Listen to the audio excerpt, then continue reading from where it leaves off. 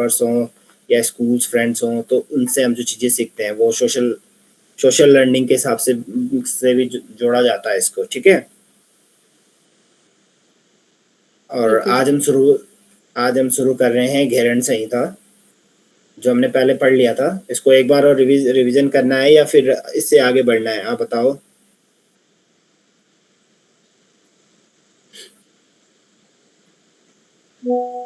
बताइए, शुरुआत करना है यहीं से या फिर आगे बढ़ना है। आगे भी बढ़ाइए। रिवीजन करते हुए चलते हैं ना, एक रिवीजन ले लेते हैं, से हो जाएगा थोड़ा हमारा, आप लोगों का भी क्लियर हो जाएगा, आपका रिवीजन हो जाएगा अच्छे से। तो घेरण संहिता में अगर हम शुरुआत करते हैं घेरण जी, तो घेरण जी जाते हैं किसके पास, राजा चंडकपाली के पास, और उनसे संवाद करते हैं। संवाद करते हुए उनसे प्रश्न पूछते हैं कि हमें तत्व ज्ञान का वो दीजिए, कि ये तत्व ज्ञान क्या होता है, और शरीरस्थ घटस्थ ज्ञान मतलब उसके बारे में हमें बताइए। उनकी जिज्ञासा होती है कि जो ये ज्ञान होता है ये क्या होता है, और इसके बारे में आप हमें बताइए। तो फिर जो घेरण जी होते हैं वो उनसे उनको 4 उत्तर देते हैं इसका। सबसे पहले के 4 उत्तर देते हैं और कहते हैं, क्या सबसे पहले कहते हैं, माया के समान पाश यानी बंधन नहीं है, और योग से बढ़कर बल नहीं है, और विद्या से बढ़कर कोई बंधु नहीं है। विद्या या ज्ञान हो गया, ज्ञान से बढ़कर कोई बंधु नहीं है, और अहंकार से बड़ा कोई शत्रु नहीं है। अब वो बोलता है कि चलो ठीक है, हमने मान लिया, विद्या मान लिया, ये सब जान लिया, बट जो ये शरीर है, ये शरीर कर्म कैसे करता है, मतलब हम बिना कर्म किए हुए हम रह नहीं सकते, और कर्म करने के लिए हमारे पास कोई लालच या मोटिव होना चाहिए कि हमें कर्म कर रहे हैं, हमें इसका फल मिलेगा तो ही हम इस कर्म को करेंगे, क्योंकि व्यक्ति है ना, मोह माया में तो थोड़ा घिरता ही है। इसी चीज को आगे बढ़ाते हुए तो वो कहते हैं कि सर्वप्रथम जो होते हैं, जो हमारे शरीर में जो कारण यानी घट का निर्माण होता है, घट से हमारे कर्म उत्पन्न होते हैं, और कर्मों से क्या हम इसी जन्म मृत्यु के चक्कर में पड़े रहते हैं। जो इंसान को जन्म मृत्यु का चक्र है वो उसी में पड़ा रहता है, मोह लालच इसमें सब भरा पड़ा रहता है। नेक्स्ट उसमें यही चीज वो उसमें बताते हैं कि ये जो घटस्थ शरीर है, तो ये घटस्थ शरीर मतलब कैसे प्राप्त होगा हमें, कौन सी अग्नि है, या जैसे वो एग्जाम्पल भी देते हैं इसमें कि जैसे एक मिट्टी के कच्चे घड़े को अग्नि में तपाकर उसे एकदम कठोर या अच्छा बनाया जाता है, उसको निखारा जाता है, उस प्रकार मनुष्य शरीर को किस प्रकार सही किया जा सकता है, उसके लिए वो कहते हैं। तो वो कहते हैं कि योग रूपी अग्नि में जो शरीरस्थ जो है आपका, योगी का जो शरीर है या कोई जो भी व्यक्ति योग रूपी अग्नि में जो होता है, वो उसको उसके लायक बनाता है, घटस्थ शरीर का निर्माण करता है। तो कौन सी अग्नि, योग रूपी अग्नि उस चीज को कंट्रोल करती है, यानी शरीर योग वाला जो शरीर है उसको बनाती है। फिर वो कहते हैं कि ये घटस्थ शरीर योग रूपी अग्नि, ये योग है क्या, इसमें हमें क्या करना चाहिए, क्या क्या चीजें हैं, तो इस टाइप के प्रश्न होते हैं।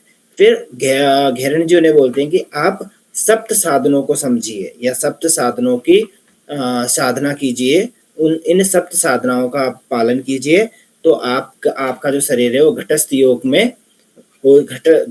में विलीन हो जाएगा, ठीक है। उसमें सप्त साधन में सबसे पहले बोलते हैं अपने उसमें, शोधनम दृढ़ता च विस्थैर्य धैर्यम च लाघवम प्रत्यक्षम च निर्लिप्तम च घटस्थ सप्त साधनम, ठीक है। ये हमारा चैप्टर 1 का 9 नंबर का सूत्र है, जिसमें घेरण जी कहते हैं, और वो जो 7 साधन उन्होंने बताई, 7 अध्याय के रूप में क्या होता है, घेरण में काउंट होते हैं। ये पहला अध्याय हमारा शोधनम वाला होगा, जिसमें हमारा सत्कर्म की चर्चा होगी।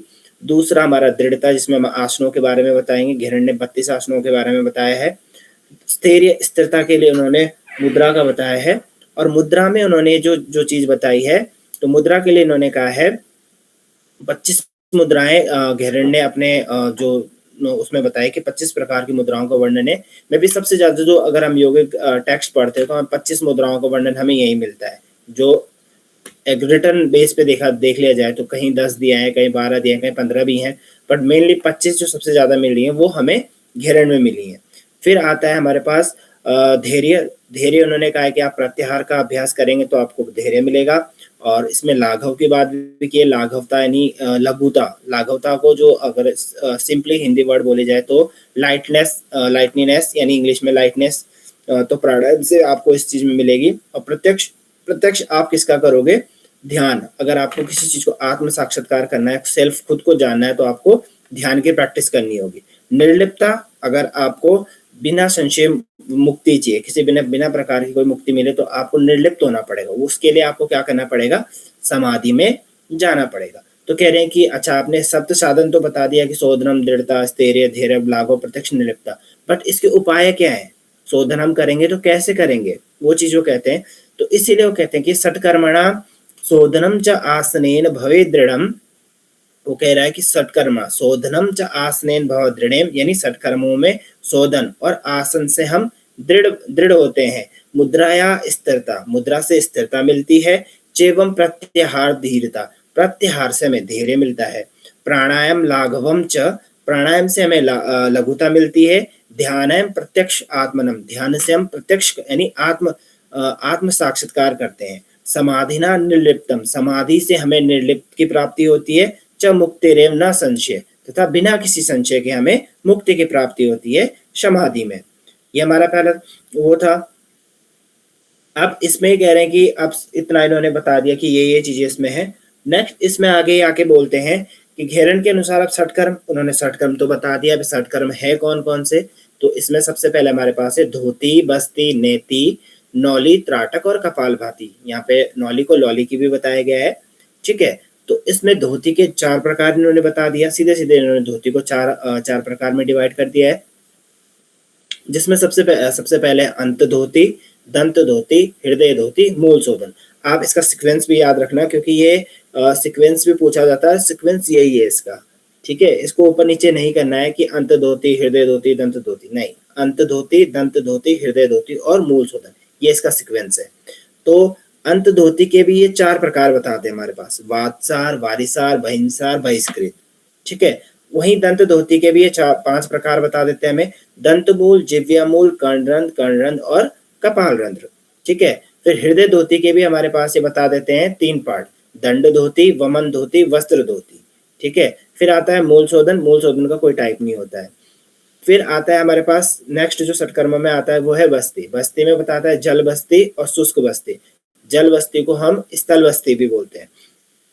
फिर बारी आती है नेति, नेति को बोलते हैं ने इति इति, मतलब जो हमारे ने इति इति मतलब जो हमारे नाक से ऊपर वाला जो कपाल और रंध्र वाला जो पार्ट है, जो कपाल वाला पार्ट है, उसकी सफाई करने का जो काम करता है वो नेति है। फिर नौली, नौली हमारे पेट से संबंधित है, जो हमारे 3 प्रकार की होती है, मध्य नौली, वाम नौली और दक्षिण नौली, ठीक है। और फिर आता है हमारे पास त्राटक। त्राटक भी हमारे पास 2 अंतर त्राटक, बाह्य त्राटक, 2 प्रकार के त्राटक बताए। फिर कपालभाति में हम बात करते हैं। कपालभाति हमारी 3 प्रकार की है। कपालभाति मात्र एक ऐसा सटकर्म है जो प्राणायाम में भी आता है और सटकर्म में भी आता है, ठीक है। तो कंफ्यूज नहीं होना है, कहीं कहीं कभी कभी आ जाता है कि ऐसा कौन सा सटकर्म है जो प्राणायाम में काउंट होता है या प्राणायाम में है, या प्राणायाम ऐसा जो प्राणायाम में भी और सटकर्म में भी पूछा जाता है, ऐसे मिक्स करके क्वेश्चंस बना देते हैं। तो वो वातकर्म, व्युत्कर्म और शीतकर्म, ठीक है, ये हमारे पास है। वातकर्म वायु को पीते हैं, व्युत्कर्म हम नाक से पीते हैं और मुंह से निकालते हैं, शीतकर्म मुंह से पीते हैं, नाक से निकालते हैं, ठीक है। अब देखो इसमें बात करते हैं, सबसे पहले हमारे पास अंत धोती। अब अंत धोती कैसे कर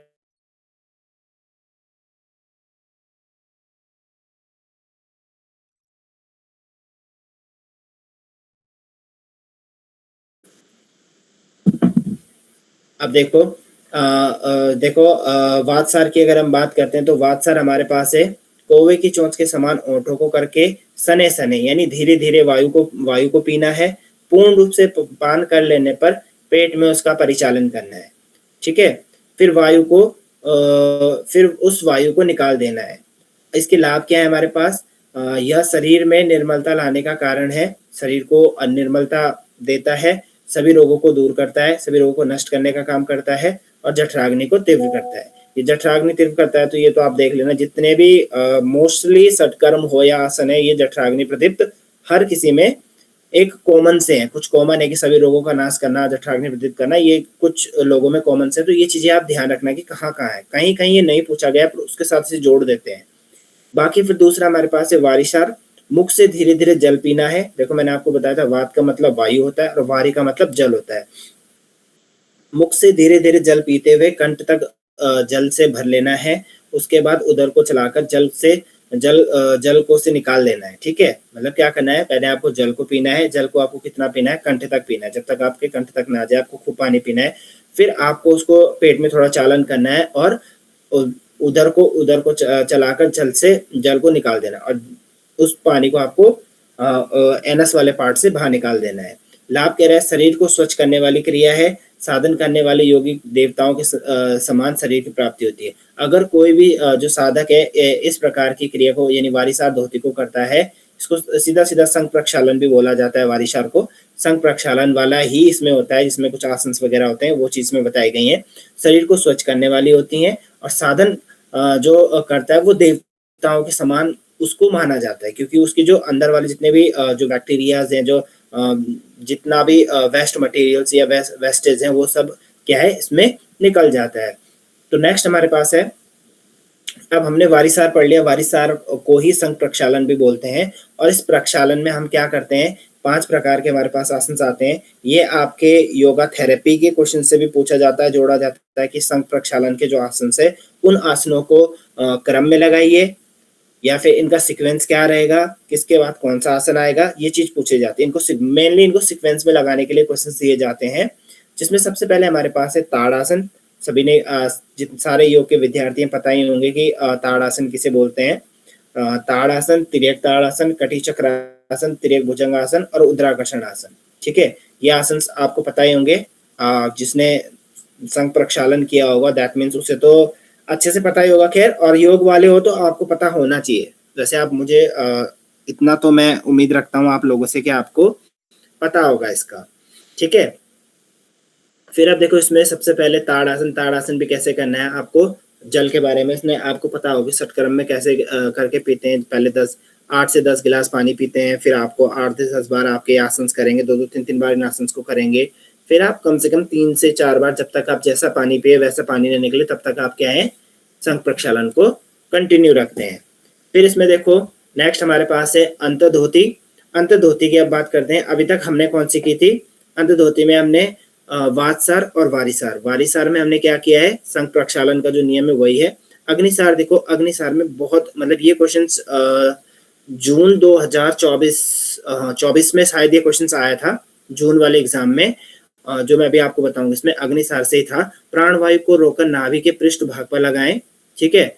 इसको जो आपकी प्राणवायु को रोककर नाभि के पृष्ठ में लगाना है, और पृष्ठ में लगाने अग्निसार बोल रहा है कि आपके जो पेट है उसको पीछे की तरफ करना है। तो और ऐसा डायरेक्ट, ये जो बुक है आप ओरिजिनल इसका टेक्स्ट उठाओ तो टेक्स्ट में सीधा कहा है कि 100 बार मेरु पृष्ठ पे आपको ये टच करना है प्राणवायु को। आप अग्निसार करते हो ना, तो अग्निसार करते हुए जो आपकी नाभि हो, नाभि पीछे की तरफ टच हो, तो 100 बार ऐसा टच करना है, सीधा सीधा उसमें लिखा है। और ये प्रश्न भी आया था कि 100 बार मेरु पृष्ठ को टच करने वाली जो क्रिया है वो कौन सी है, तो उसमें सीधा सीधा अग्निसार ही लिखा था, ठीक है। अब देखो इसमें इसके लाभ देखो, इसमें सभी उधर रोग नष्ट हो जाते हैं, यानी पेट संबंधी रोग आपके दूर हो जाते हैं। जठराग्नि तीव्र हो जाती है, यानी आपका डाइजेशन एक्टिव हो जाता है। देवताओं के लिए भी दुर्लभ है, केवल इस कर्म के करने मात्र से देवताओं जैसा शरीर हो जाता है। अगर आप इस तरह के कर्म करोगे तो आपके बॉडी में क्या है चेंजेस आएंगे, और आप एक देवताओं की तरह आपका वो हो जाता है शरीर। फिर इसी में बहिष्कृत धोती है। अगर हम बहिष्कृत धोती की बात करते हैं तो कौवे की चोंच के समान ओंठों को करके उनके द्वारा वायु पान करते हुए उदर को भर लें, ठीक है। कौवे की चोंच के समान हमें ओंठों को करना है, फिर उस वायु को पीना है और उधर भरना है, ठीक है। उधर को भर लें और उस पान की हुई वायु को आधे परेड यानी 1.5 घंटे हमें उदर में रोक कर रखना है और परिचालित करते हुए अधोमार्ग से निकालना है। अधोमार्ग यानी आपको एनएस वाले पार्ट से इस पानी को वायु को निकालना है। पहले कौवे की चोंच के समान आपको उस पानी को पीना है, वायु को पीना है, फिर उधर में रखना है। कितना रखना है, 1.5 घंटा रखना है। और 1.5 घंटा रखने के बाद आपको क्या करना है, इसको थोड़ा अपने पेट में परिचालित करना है आपकी, यानी आपको चाहे आपको नौली करनी पड़े या फिर आपको अग्निसार करनी पड़े, हल्की हल्की आपको अपने पेट में उसका चालन करना है। फिर आपको इसे अधोमार्ग से निकाल लेना है। अब देखो इसमें क्या है, प्रक्षालन कर्म बताया कि क्या क्या होता है प्रक्षालन कर्म। प्रक्षालन के बारे में भी थोड़ा बहुत इसमें दिया गया है। नाभि तक जल में खड़े होकर शक्ति नाड़ी को बाहर निकालना है और निकालकर नाड़ी का प्रक्षालन करो, उसे साफ करो, उसमें मल का त्याग दो, उसमें जो मल है उसको त्यागना होता है। जब नाड़ी की सफाई हो जाए तो उसे पुनः अंदर ढकेल दो। देवताओं के लिए भी दुर्लभ है। केवल इस धोती के अभ्यास से देवता समान शरीर की प्राप्ति होती है। सावधानी क्या है कि जब तक साधक इनका सामर्थ्य उत्पन्न हो जाए कि वायु को आधे प्राण तक उधर में रोक सके, तब तक उसे बहिष्कृत संजक महाधोती नहीं करनी चाहिए। ये कुछ एक्स्ट्रा एक्टिविटीज हैं जो हमारे योगीज करते थे, उनके लिए बताया गया है। फिर नेक्स्ट हमारे पास आता है दंत धोती। दंत धोती में क्या कहता है, मैंने आपको बताया था दंत धोती के हमारे पास 5 भेद हैं। कौन कौन से? दंत मूल, जिव्या मूल, कर्णरंध्र, कर्णरंध्र और कपाल रंध्र। ठीक है, आप अब मैं आपको यही सजेशन दूंगा कि अगर आपसे पूछा जाए कि दंत धोती के पार्ट क्या है, 5 है, तो 5 को कैसे याद रखना है आपको? दंतमूल, जिव्यामूल, कर्णरंध्र, कर्णरंध्र। कर्णरंध्र आप 2 बार बोल दीजिए। कपाल रंध्र आपको क्लियर हो जाएगा कि 5 है, वरना आप जैसे एक सीक्वेंस में बोलेंगे तो कभी कभी कंफ्यूज हो जाते हैं। ठीक है, फिर देखो इसमें कर्णमूल दोनों कानों के रंध्रों से होने वाली 2 धोती मानी गई है। फिर उसके बाद आता है जिव्यामूल। जिव्यामूल के लिए बोल रहे हैं वो दंतमूल की हम विधि देखते हैं, क्या बोलते हैं? जब तक वह मेल न छूटे तब तक खादिर के रस अथवा विशुद्ध मिट्टी से दांतों को, जड़ों को मांजना चाहिए। योगियों को यह साधन अपने दांतों की रक्षा के लिए नित्य प्रातः काल अवश्य करना चाहिए। प्रातः काल आपको क्या, रात को भी ये काम करना चाहिए। खाना खाने के बाद आपको ब्रश कर लेना चाहिए। ठीक है, और ये इसमें मेन बताया गया है कि जो योगीज हैं या सीधा सीधा आपसे प्रश्न आएगा कि दंत धोती में हमें कौन से रस से हमें अपने दांतों की सफाई करनी चाहिए? खादिर और कत्था 2 चीज बताई है। इसमें कत्था भी नोट नहीं है, मैं आप सब्जेक्ट में उसमें टेक्स्ट में देख लेना, टेक्स्ट में हो जाएगा। ठीक है, खादिर के रस में और कत्था के रस से हमें क्या है, अपने दांतों की सफाई करनी है। फिर आता है जिव्यामूल। जिव्यामूल दंत धोती। तो जिव्यामूल के बारे में बात करते हैं। तर्जनी, मध्यमा और अनामिका 3 उंगलियां हमारे पास है। तर्जनी, मध्यमा और अनामिका तीनों उंगलियों को मिलाकर कंठ में डालना है। जिव्या को जड़ से स्वच्छ करना चाहिए। धीरे धीरे कोमलता से रगड़ने से कफ दोष का निवारण होता है। जब आप धीरे धीरे से रगड़ो तो जितना कफ है वो निकल जाता है। आपने देखा होगा, आप टंग क्लीनर जो आता है, जब उससे आप जीभ को साफ करते हैं तो आपके पास येलो येलो करके जो आता है वो कफ आता है। ठीक है, जो कफ रहता है हमारे जीभ में, उस कफ को निकालना है। वही चीजें कह रही है, जब सफाई और रगड़ना हो जाए तब जीभ में थोड़ा क्या करना है, हमें मक्खन लगा लेना है। ठीक है, थोड़ा मक्खन लगा लेना, उसका लेप लगाना है। फिर उसे कैसे धोना है, जैसे दूध धोने जैसी क्रिया करना है। मतलब अपनी जीभ को थोड़ा थोड़ा खींचना है, जैसे दूध धोते हैं उस तरह से। वो स्लिप हो भी जाता है क्योंकि मक्खन आप लगाओगे तो स्लिप होगा, तो हल्का हल्का उसे खींचना है, स्लिप करते हैं। तत्पश्चात लोहे की चिमटी से जीभ को पकड़कर बाहर निकालना है। ठीक है, वही चीज इन्होंने बोला है। समय बताया, अभ्यास में प्रतिदिन सूर्योदय और सूर्यास्त के समय 2 टाइम आपको करना है। सूर्योदय और सूर्यास्त के समय करने से जिह्वा की लंबाई बढ़ जाती है। लाभ इसमें कफ दोष का निवारण होता है। फिर बात करते हैं दंतमूल धोती की। दंतमूल धोती हमने पढ़ लिया है। अब नेक्स्ट बात करते हैं हम कर्णरंध्र दंत धोती की। जो कर्णरंध्र दंत धोती बात है उसमें एक विधि, तर्जनी और अनामिका को मिलाकर योगीजन दोनों कानों के छिद्रों की सफाई करते हैं। इस योग विधि के नित्य अभ्यास से नाद की अनुभूति होती है। यानी तर्जनी और अनामिका को मिलाकर हम क्या करने, योगजन दोनों कानों की छिद्रों की सफाई करनी है और इससे हमें नाद की अनुभूति होती है। ठीक है, नाद अनुसंधान आपने सुना होगा, पढ़ा भी होगा। फिर है कपालरंध्र। कपालरंध्र की बात करते हैं। अपने दाहिने हाथ की उंगलियों को समेटकर एक कप की आकृति बनानी चाहिए और उस कप की आकृति वाले हाथ में पानी भरकर अपने कपालरंध्र और ब्रह्मरंध्र में थपकी देनी चाहिए। ठीक है, इस प्रकार के अभ्यास से कफ दोष से मुक्ति मिलती है। खोपड़ी के ऊपर जो नाड़ियां हैं वे निर्मल बनती हैं और दिव्य दृष्टि की प्राप्ति होती है। तो हमें क्या करना है, अगर हम कपालरंध्र की बात करें तो हमारे पास लाभ क्या क्या होंगे? हमारे एक तो कफ दोष का निवारण होगा, दूसरा खोपड़ी के ऊपर जो नाड़ियां हैं वो निर्मल हो जाती हैं और दिव्य दृष्टि की हमें प्राप्ति होती है। किसमें? कपालरंध्र में। समय क्या है? निद्रा की समाप्ति पर, भोजन करने के बाद, निद्रा के पहले और दिन की समाप्ति पर अपनी खोपड़ी को थपकी देना चाहिए। किससे? जल से भरी हुई उससे थपकी देनी है। अब बात करते हैं हम हृदय धोती की। हृदय धोती से पहले आप मुझे ये बताओ, अब मैं आपसे प्रश्न पूछता हूं। ठीक है, सुन रहे हो मुझे? Yes sir. हाँ, अब बताओ मुझे, अगर हम बात करते हैं उसकी, जो हमारे पास कर्णरंध्र है, कर्णरंध्र के लिए हमें किससे सफाई करनी चाहिए? कौन सी 2 उंगलियां हैं जो हमें उनसे सफाई करनी चाहिए? तर्जनी और अनामिका। हाँ, उससे हमें कान की सफाई करनी है। और कर्णरंध्र में जो हमारे पास अंतद होती है, अंत धोती में हमारे पास कौन कौन से पार्ट है और क्या क्या उसके थोड़े थोड़े लाभ हैं जो बताए हैं आपको, जरा बताओ मुझे, जो आपको थोड़े बहुत सब समझ आए हैं।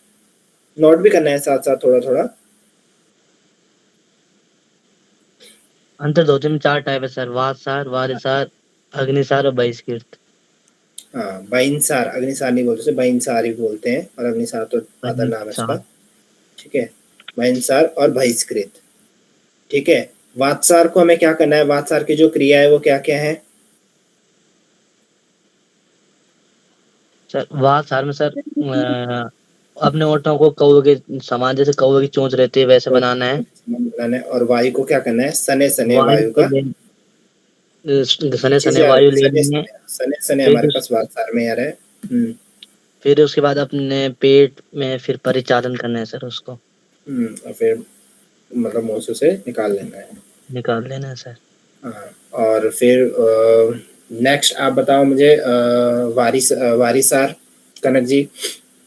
सर मुख से धीरे धीरे जल पीते हुए कंठ तक जल से भर लेना है सर उसको, फिर हम्म, उसके बाद उदर को चलाकर जल को फिर निकालना है। और सर ये एनएस, शरीर, हाँ संघ एनएस पार्ट में प्रक्षालन। हम लोग को उसको निकालना है संग प्रक्षालन से। और हम्म, सर ये शरीर को स्वच्छ करने में हेल्प करता है। और और ये देवताओं के समान। और देवताओं के समान इसकी प्राप्ति हो जाती है, जो योगी इसकी साधना करता है। गुड। ऋचा जी आप मुझे बताइए कि वो क्या, संघ प्रक्षालन में जो आसन हैं वो कौन कौन से हैं? ताड़ासन, त्रियक भुजंगासन और उद्राकर्षण। अच्छा, ठीक है। और चलो अच्छा है। अब आगे नेक्स्ट हमारे पास क्वेश्चन है, जो हमारे पास संघ प्रक्षालन में जो चलो प्रक्षालन हो गया। नेक्स्ट क्वेश्चन हम पूछते हैं आपसे कि जो हमारे पास जिव्या मूल है, जिव्या मूल की सफाई करने के लिए क्या बताया उन्होंने, किस तरह से जिव्या मूल की सफाई होनी चाहिए? तर्जनी, मध्यमा और अनामिका तीनों फिंगर्स को मिलाकर कंठ में हम्म, डालकर तो टंग के मतलब क्लीन करना है उसको। फिर स्लोली स्लोली मतलब आराम आराम से कोमलता से रगड़ते हुए और रगड़ना है। और सर ये कफ रोग का मतलब निवारण करता है सर, करती है। हाँ हाँ। बस सर इतना और पता है। फिर सर बटर वगैरह भी इसमें यूज करना है, टंग में मतलब बटर का यूज करना है। और मिल्क के लिए जैसे मिल्क पुनः पुनः आराम आराम से, जैसे मिल्क से भी इसका यूज करना है। मिल्क से यूज नहीं करना है, जैसे दुग्ध से दोहन करते हैं, मतलब जैसे हम मिल्क निकालते हैं, गाय या भैंस से दूध निकालते हैं, हाँ उस तरह से अपने हाथों से इसको खींचना है। फिर ठीक एक है। लोहे की चींटी से इसको थोड़ा खींचना है। इससे क्या ठीक होता है, है। हमारी जिह्वा दीर्घ लंबिका होती है, लंबी होती है थोड़ा। ठीक है। ठीक है। प्रश्न ये भी था एक बार कि जिह्वा को लंबी करने वाली क्रिया कौन सी है, तो वो है कौन सी है, बताओ। जी क्या सर, फिर से बोलना एक बार। जो हमारी जिह्वा है, हमारी टंग है, उसको लंबी करने की क्रिया कौन सी है? जी हम मूल। जीवा मूल सर। हाँ, जीवा ठीक है। इस तरह के प्रश्न आते हैं इसमें। फिर आगे देखते हैं हमारे पास हृदय धोती।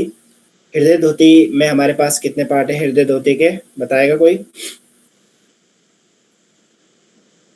जी सर, एक बार सर क्वेश्चन रिपीट करना सर। क्वेश्चंस हैं, जी सर। हृदय धोती के कितने पार्ट है हमारे पास, कितने टाइप है 3 हृदय सर। धोती?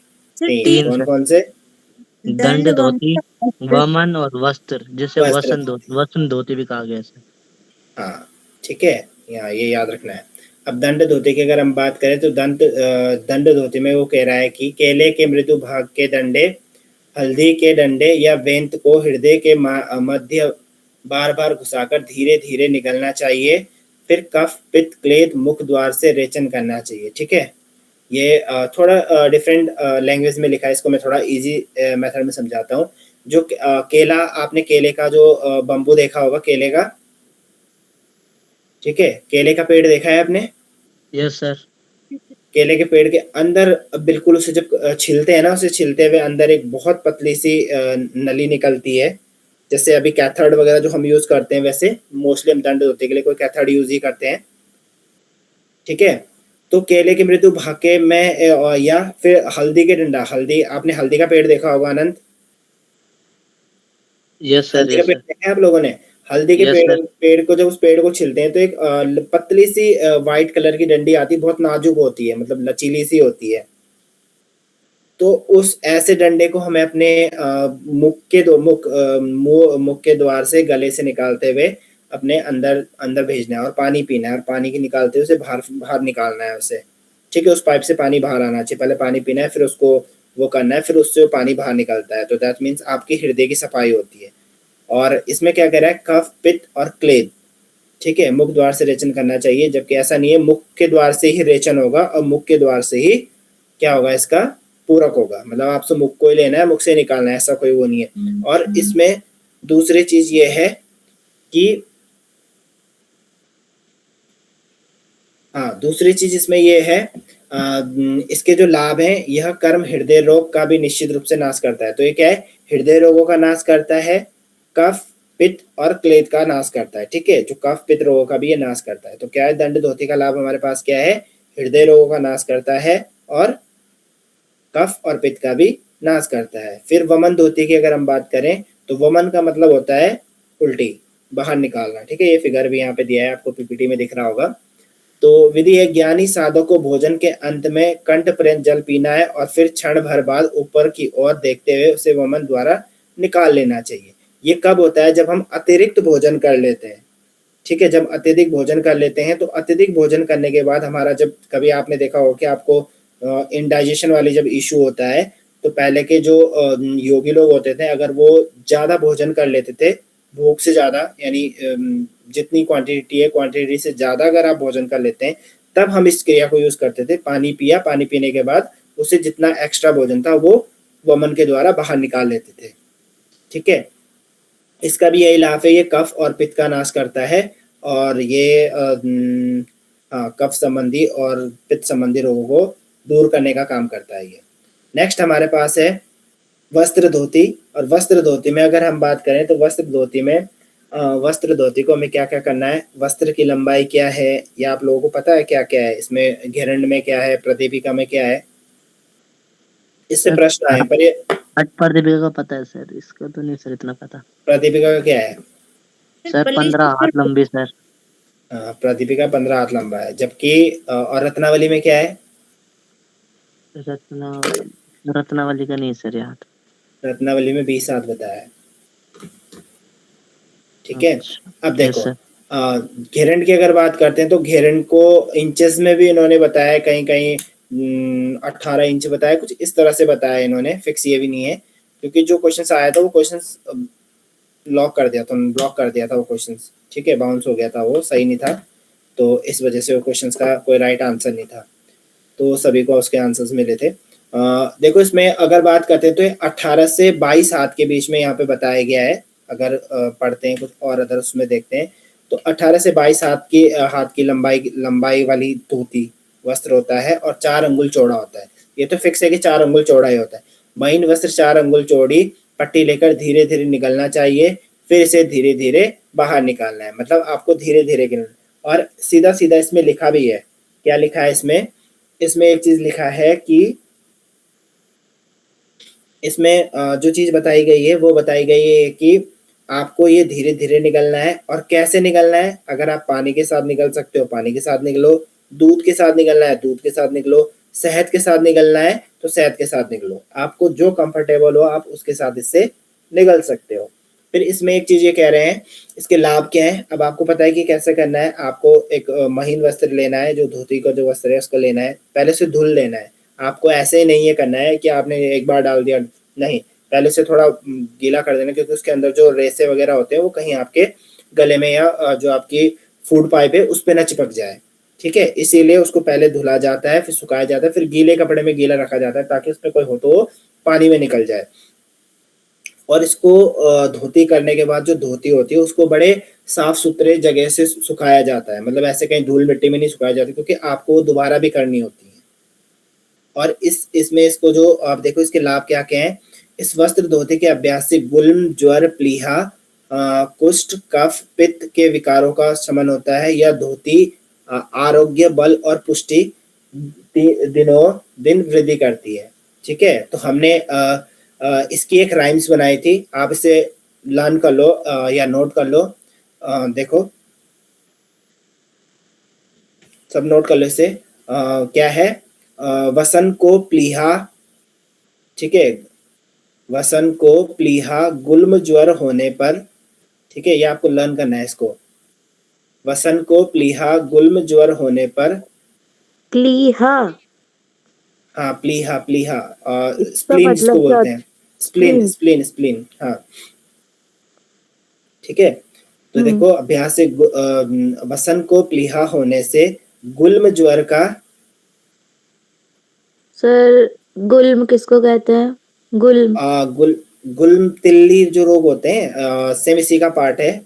आई थिंक गुल्म तो प्रॉपर मुझे भी ढंग से पता नहीं है। ज्वर तो फीवर हो गया, प्लीहा आपका स्प्लीन हो गया, कुष्ठ आपका स्किन डिजीज हो गया, और कुस्टाफ, गुल्म कुस्टाफ स्किन डिजीज। कुष्ठ, हाँ कुष्ठ जो आपका जो स्किन डिजीज होती है, हम्म। एलर्जी वाली जो होती है वो है। और कफ पित्त तो आपको पता ही हो, हाँ जी ठीक है, सर, ये कफ, ठीक है।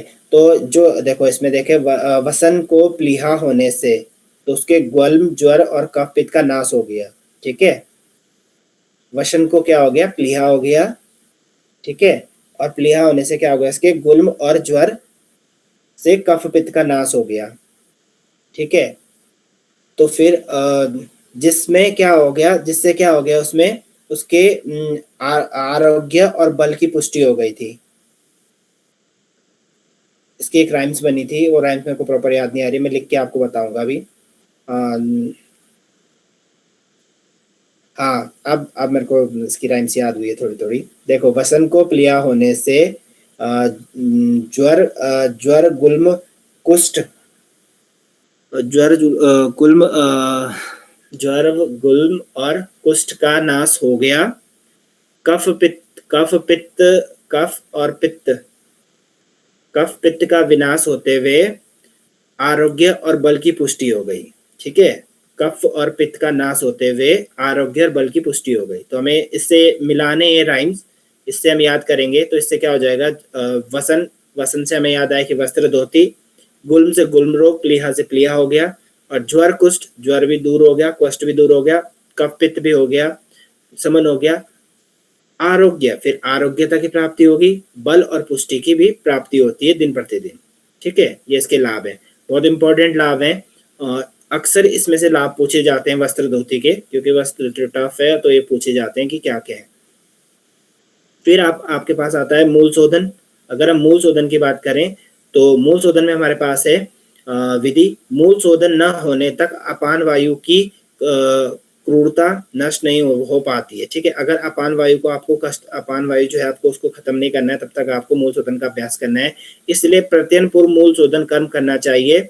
हल्दी की जड़ अथवा मध्यमा उंगली के द्वारा जल या योग से पुनः पुनः प्रक्षालन करना चाहिए। मतलब आपकी जो मूल शोधन वाली प्रक्रिया है, जिसको चक्रीय क्रिया भी बोलते हैं, गणेश क्रिया भी बोलते हैं इसको योगिक टेक्स्ट में, योगिक लैंग्वेज में, तो इस तरह से आपको करना है। लाभ है इस कर्म से कोष्ठ यानी काठिन्य, मल की शुष्कता, मलावरोध एवं अमाजीन आदि निवारण रोग दूर होते हैं। अब अमाजीन किसको बोलते हैं ये मुझे नहीं पता, इसकी मुझे एक्चुअल में ये नहीं आ रहा सर समझिए। कोष्ठ, काठिन्य के सर हाँ मैं बोला कोष्ठ, देखो कोष्ठ मतलब होता है आपके पेट, ठीक है। काठिन्य मतलब टाइट, आपका जो कोष्ठ काठिन्य का, इसकी जो मतलब कॉन्स्टिपेशन से बात बोल रहा है, कॉन्स्टिपेशन के लिए बोल रहा है ये, कोष्ठ ठीक मतलब है। सर स्टमक, ठीक है।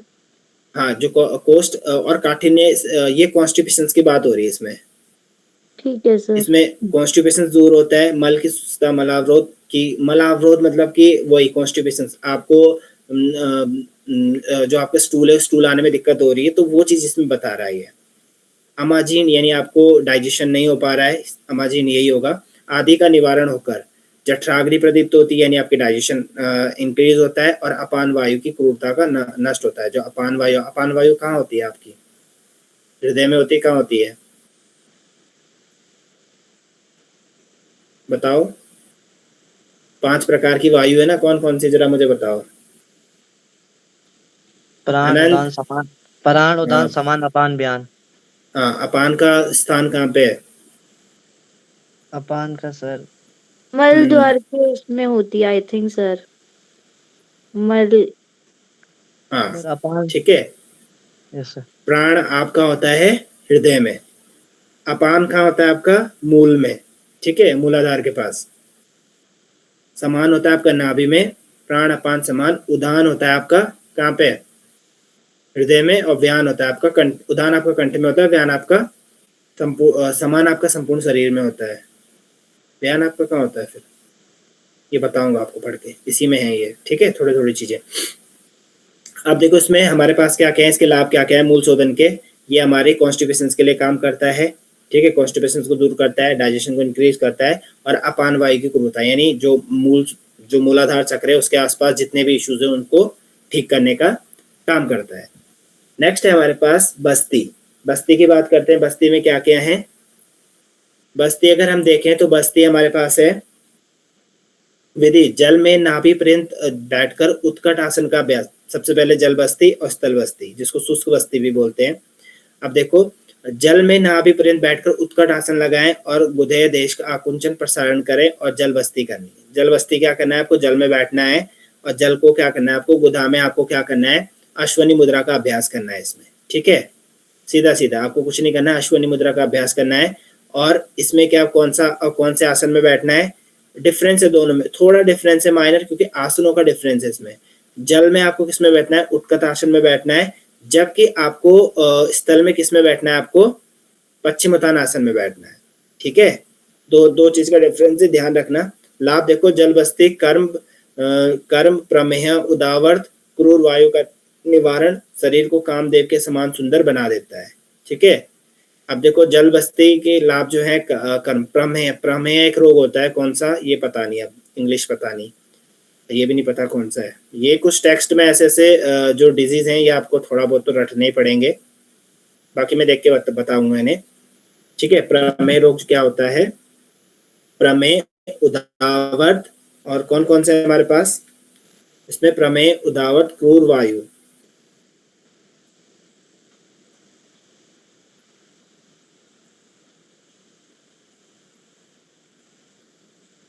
प्रमेह जो होता है वो हमारा यूरिनरी डिसऑर्डर्स होता है, जिसको यूरिनरी सिंड्रोम भी बोला जाता है, ये वाले रोग होते हैं। और ठीक है, उदावर्त हमारी पेट से संबंधित क्रूर वायु निवारण, यानी जितनी भी आपकी रेस्पिरेटरी सिस्टम है उसको भी दूर करने का काम करता है ये, ठीक है। फिर स्थल बस्ती की विधि हम बात करते हैं। अश्वनी मुद्रा के द्वारा गुदा का आकुंचन एवं प्रसारण करना चाहिए। पश्चिमोत्तानासन में बैठकर नीचे के भाग में बस्ती का परिचालन करें, इसे स्थल बस्ती कहते हैं, ठीक है। आपको कुछ नहीं, इसमें भी अश्वनी मुद्रा लगानी है, दोनों में आपकी अश्वनी मुद्रा का यूज हो रहा है। और अब देखो हमारे पास नेक्स्ट है, इसके लाभ क्या है हमारे पास? इसके साधन से कोष्ठ के दोष एवं आमवात आदि रोगों का समन और जठराग्नि वर्धन होता है, ठीक है। क्या क्या होता है इसके साधन से? कोष्ठ के दोष, कोष्ठ यानी आपके पेट संबंधी रोगों का नाश होता है, आमवात और आदि रोगों का शमन और जठराग्नि का वर्धन होता है, ठीक है। आए समझ? इसमें से कुछ पूछना है? आमवात सर मूल शोधन में जो आपने बताया ना, गणेश क्रिया कहते हैं, मूल शोधन को ही बताया था। हाँ जी, अभी आपने इससे पहले जब मूल शोधन पढ़ाया सर, तो हाँ जी। आपने बताया मूल शोधन को गणेश क्रिया भी कहा जाता है, यही बोला था मूल मतलब। हाँ, चक्रीक्रम और गणेश क्रिया वो चीज बताई जाती है मूल शोधन में, क्योंकि वही चीजें वो बता रहा है कि हमें ऐसा करना है, तो सेम वही उसमें है, क्योंकि मूल शोधन का पर्टिकुलर कोई ऐसा अभ्यास बताया नहीं गया है, ठीक है। सर ये और चक्री क्रिया हाँ किसी जी, और भी ग्रंथ में बोला गया ना? हाँ, ये जो शायद सिद्ध सिद्धांत पद्धति में चक्री क्रिया का वर्णन है, और बाकी शायद और भी हैं जो और टेक्स्ट है उसमें हो सकता है। और बाकी अभी आपने क्या पूछा था मुझसे? आमवात।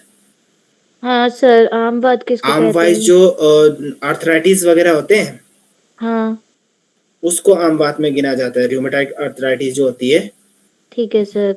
आर्थराइटिस के लिए इसको बताया गया है, ठीक है। हाँ जी। नेक्स्ट है हमारे पास नेति। नेति को जो हमने पढ़ा था ने इति इति करके बोलते हैं, इसका जो प्रोनाउंसिएशन नेति। और इसमें देखो आप सभी को पता है कैसे करना है। नेति के दो प्रकार, जल नेति, सूत्र नेति, और अब तो रबड़ नेति। लोग रबड़ को इसलिए यूज करते हैं क्योंकि पहले जो सूत्र होता है वो इजिली नहीं जा पाता है क्षेत्र में, तो क्षेत्र को खोलने के लिए या थोड़ा बहुत वो निकालने के लिए इसको यूज किया जाता है रबड़ का। वैसे जो यूज होता है वो सूत्र का यूज होता है, सूत्र ही बेस्ट होती है, प्लास्टिक से अच्छा सूत्र बेस्ट होता है। ठीक है, अब देखो 42 मर आधा हाथ, ठीक है, एक 42 भर बताया गया है, आधा हाथ लंबा डोरा लेकर नासिका में घुसाएं और मुख से बाहर निकाल दें, इसे नेति कर्म कहते हैं। और इसके जो लाभ है, इसको साधन करने से खेचरी की सिद्धि होती है, कफ दोष का निवारण होता है और दिव्य दृष्टि की प्राप्ति होती है। देखो इसके लाभ को याद करने के लिए आपको बड़े अच्छे से वो दिया है, खेचरी के दिव्य कफ। ठीक है, खेचरी के दिव्य कफ याद करेंगे। खेचरी यानी नेति के में लाभ क्या है, खेचरी के दिव्य कफ।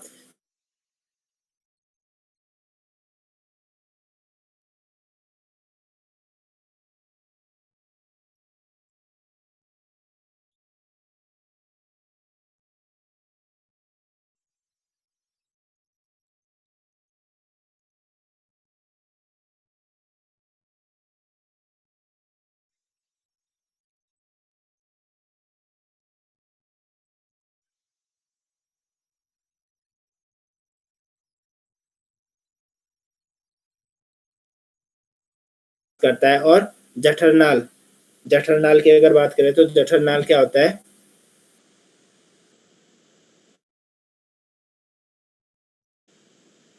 किसी को पता है जठरनाल? नहीं सर। देखो जठरनाल जो होता है हमारे पास, वो होता है स्टोमक फायर, जो गैस्ट्रिक फायर जो होती है हमारे पास, ठीक है, जो हमारी अग्नि है, उस अग्नि को क्या करता है, जलाने का काम करता है। देखो उसमें क्या है, मध्यम नौली, वाम नौली, दक्षिण नौली। मैंने आपको बताया था नौली के 3 टाइप है। फिर बात करते हैं हम त्राटक की। त्राटक की विधि की बात करते हैं। त्राटक में क्या है, निमेश उन्मेष को रोककर जब तक आंसू न गिरने लगे तब तक किसी सूक्ष्म लक्ष्य की ओर एक टकी लगाकर देखते रहने को त्राटक कहते हैं। मतलब आप किसी एक बिंदु को या किसी एक चीज को जब आप लगातार देख रहे हो, जब तक उससे आपके आंसू न निकल आए या आंखों से आंसू न आए, तब तक आप उस चीज को लगातार देखना, एक टक देखना। ठीक है, इसमें क्या है, सांभ, और इसके जो राइम्स बनाई थी वो देखो, इसमें सांभवी मुद्रा की स्थिति होती है, नेत्र के रोगों का निवारण होकर दिव्य दृष्टि की प्राप्ति होती है। सांभवी के दिव्य नेत्र मतलब त्राटक में एक लड़की है सांभवी, जो त्राटक कौन करता है, एक लड़की करती है, कौन, सांभवी। और उसमें क्या होता है, उसके दिव्य नेत्र होते हैं। दिव्य नेत्र क्या होता है, अब देखो सांभवी मुद्रा की स्थिति, क्या मुद्रा की प्राप्ति होती है उसे। दूसरी चीज क्या बोलती है, दिव्य नेत्र यानी दिव्य दृष्टि की प्राप्ति होती है। नेत्र, फिर नेत्र रोगों का नाश होता है। ये आप इसकी राइम से याद कर लेना। ठीक है, राइम्स मजा आ रही है, राइम से तुम्हें इसके सारे याद हो जाएंगे। और ऐसे ही क्वेश्चन आते हैं, पता है, त्राटक से भी क्वेश्चन आ चुके हैं। सांभवी की सिद्धि किसमें होती है, त्राटक से होती है। जबकि नेति से भी क्वेश्चन आ चुका है कि खेचरी की सिद्धि किसमें होती है। ठीक है, तो ये याद रखना है। अब देखो हमारे पास नेक्स्ट है हमारे पास कपालभाति। अब देखो क्या करना है, अभी तो ये सिर्फ नॉर्मली बता रहा है, एक नाक से लेना दूसरे छोड़ना, वो वाला बता रहा है। बात करें विधि, ईड़ा नाड़ी या बाई नासिका से श्वास अंदर लेनी है और पिंगला नाड़ी या दाहिने नासिका से श्वास छोड़नी है। फिर पिंगला से श्वास अंदर लेनी है और चंद्र नाड़ी यानी बाई नासिका से उसे बाहर निकाल देना है। तो आपको एक से लेना है, दूसरे से निकालना है। ठीक है, सीधा बात करें तो हमारा नाड़ी शोधन प्राणायाम की बात करता है। ठीक है, कपालभाति में एक से लेना है, दूसरे से छोड़ना है, और फिर उसे छोड़ना है, उसे निकालना है। अब पूरक और रेचक की जो क्रियाएं होती है उनकी गति तेज नहीं होनी चाहिए। जबकि प्राणायाम में हमने क्या पढ़ा है कपालभाति में, कि उसमें जो इसकी जो सांसें होती हैं वो थोड़ा फास्ट होनी चाहिए। ठीक है, लोहे की फोंकने के समाज हमारी आवाज आनी चाहिए, इस तरह से बताया गया है इसमें प्रदीपिका में। तो देखो लाभ क्या है, इस क्रिया के अभ्यास से सर्दी खांसी से मुक्ति प्राप्त होती है। तीनों से कफ दोष का निवारण होता है। फिर है व्युत्क्रम के नासिका के दोनों छिद्रों के द्वारा जल को खींचना है, मुख से निकाल दें तथा मुख से जल खींचकर नासिका से निकाल दें। मतलब आपको 2 बार करना है। व्युत्क्रम में क्या करना है, दोनों बार करना है। पहले आपको नाक से पानी लेना है और मुख से निकाल लेना है, फिर मुख से पीना है, नाक से निकाल लेना है, वो शीतक्रम हो जाएगा। यह व्युत्क्रम कपालभाति कफज दोषों का निवारण करती है। फिर आती है हमारे पास शीतक्रम कपालभाति। शीतक्रम शीतकार करता हुआ साधक मुख के द्वारा जल ग्रहण करेगा और नासिका के द्वारा निकाल देगा। यह क्रिया शीतक्रम कपालभाति कहलाती है। और इसके द्वारा क्या है, साधक का शरीर कामदेव के समान सुंदर हो जाता है। वार्धक्य यानी बुढ़ापा नहीं आता है उसको। शरीर में स्वच्छता उत्पन्न होती है और कफ दोष का निवारण होता है। ये थे हमारे पास षटकर्म। षटकर्म से किसी को कुछ पूछना है फिर हम क्वेश्चंस करते हैं। अब जब आप इसको पढ़ोगे तो फिर आपको ये चीजें थोड़े थोड़े क्लियर होने लग जाएंगी, ठीक है। Yes sir. हाँ, ध्यान रखना। अब मैं क्वेश्चंस करवा रहा हूँ। क्वेश्चंस पर करते हैं डायरेक्ट, क्योंकि टाइम भी हो ही गया लगभग, तो क्वेश्चंस करते हैं। अब देखो क्वेश्चंस में सबसे पहला प्रश्न है, घेरण संहिता के अनुसार सप्त साधन निम्न में से कौन सम्मिलित नहीं है? बताओगे जरा कौन सा नहीं है? समाधि। समाधि। हाँ, कौन कौन से सप्त साधन? एक बार रिवीजन हो जाएगा साथ साथ। शोधनम दृढ़ता स्थैर्य धैर्यम प्रत्यक्षम निर्लिप्तम च घटस्थ सप्त साधनम। हाँ, घटस्थ सप्त साधनम, ठीक है।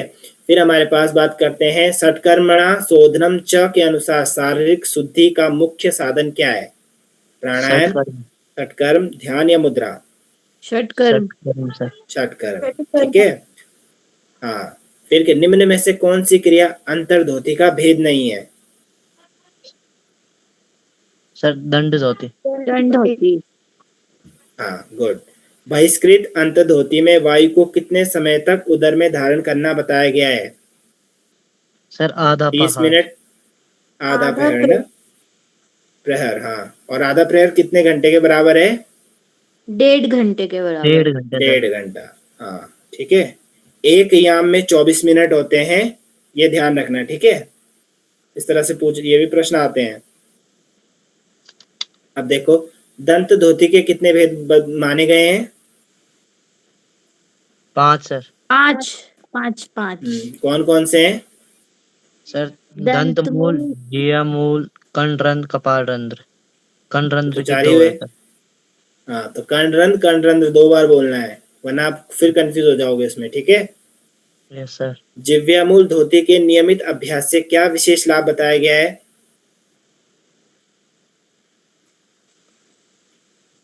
सर ये सर जिया की लंबाई में वृद्धि। हाँ, जिव्यामूल। हाँ, सेकंड वाला। जिव्या की वृद्धि मैंने बताया था ना आपको, टांग को लंग करने के लिए। फिर दंड धोती किस धोती का उपवेद है? दंड धोती सर अंत धोती होगा सर शायद इसका। हृदय धोती का नहीं है? Yes sir. हृदय धोती का होगा, पार्ट बताए थे ना। Yes sir. हाँ, ये याद कर लो, जैसे कंफ्यूज नहीं होना है। वस्त्र धोती से निम्न में से कौन सा रोग समन होता है? वस्त्र धोती से आमवात है, गुल्म है, प्रमेह है, उदावर्त है? ये उदावर्त सर। मार खाएगा भी उदावर्त। सर गुल्म होगा। गुल्म। वसन को प्लिया होने से गुल्म ज्वर बताया था। पूरे लाइन में आ जाता है, ऐसे ऐसे राइम्स याद किए जाते हैं आंसर्स, ठीक है। Yes sir. नेक्स्ट हमारे पास है, जल बस्ती करने की स्थिति क्या है? जल बस्ती पश्चिमोत्तानासन में था, पद्मासन में था, उत्कट आसन में था या सिद्धासन में? उत्कट आसन। उत्कट आसन जल में, मैंने आगे जल में डाल देना, जल में नहीं डालना चाहिए था मुझे, कंफ्यूज हो जाते फिर। नेति कर्म का प्रमुख लाभ क्या है? बताओ, नेति के लाभ क्या थे? क्या बताया था मैंने? सर खेचरी की सिद्धि। खेचरी की सिद्धि। यस। हाँ, खेचरी के क्या थे? दिव्य कफ थे ना। हाँ। खेचरी के दिव्य कफ था ना। खेचरी की सिद्धि होगी, दिव्य दृष्टि और कफ रोग का नाश हो गया। हाँ, यस सर। ठीक है। त्राटक के अभ्यास से कौन सी मुद्रा की स्थिति प्राप्त होती है? शांभवी मुद्रा। शांभवी के दिव्य नेत्र मतलब दिव्य दृष्टि, और नेत्र मतलब नेत्र रोगों का नाश, ठीक है। लास्ट क्वेश्चन है हमारे पास, व्युत्क्रम कपालभाति में जल का प्रवाह किस प्रकार होता है? मुख से लेकर मुख से छोड़ना, नासिका से लेकर नासिका में छोड़ना, या नासिका से लेकर मुख से छोड़ना तथा विपरीत केवल बाई नासिका से? बताओ।